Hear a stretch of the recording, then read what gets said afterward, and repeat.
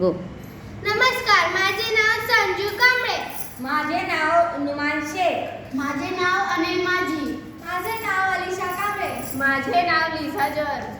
माझे नाव अपूर्वा मिस्त्री. माझे नाव आलिया शेख. माझे नाव श्रेय शिंदे. आमच्या शाळेचे नाव आहे सखाराम कलेमार मनपा मराठी शाळा नंबर 1. उठा उठा, सकाळ झाली, मतदान करायची वेळ झाली.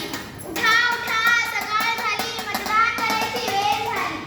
अरे निवडणूक आल्यावर भारी वाटतंय.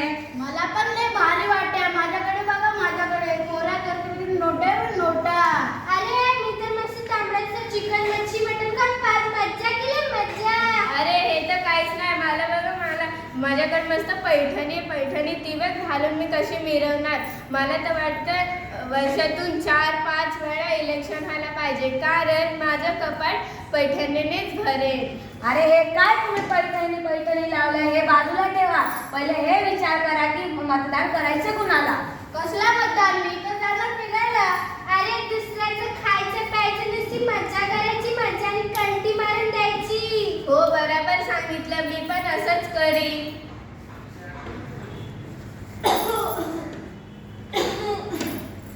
काय रे बाळांनो, काय करताय तुम्ही इथे? काय नाही, आजी. मतदान करायला जायचं नाही का? विचार कसला करताय? आज तुम्ही सर्वांनी मतदान करायला जायचंय बरं का? समजलं ना? हो, आजी.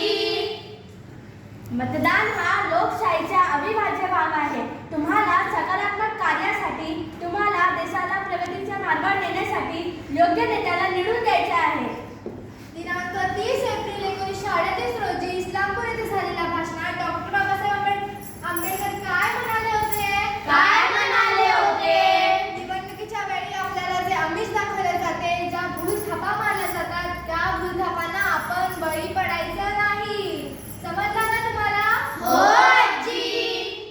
देशाशी प्रामाणिक राहा. मतदानाला जाताना स्वतःचे ओळखपत्र जसे की पॅन कार्ड, आधार कार्ड, ड्रायव्हिंग लायसन्स असं कोणते एक ओळखपत्र स्वतःजवळ घेऊन जावे. महत्त्वाची गोष्ट म्हणजे तुमचे नाव मतदान यादीत असायला हवे. समजलं का तुम्हाला? हो, आजोबा. मतदान हा आपला अधिकारच नाही, आपले कर्तव्यही आहे. माझा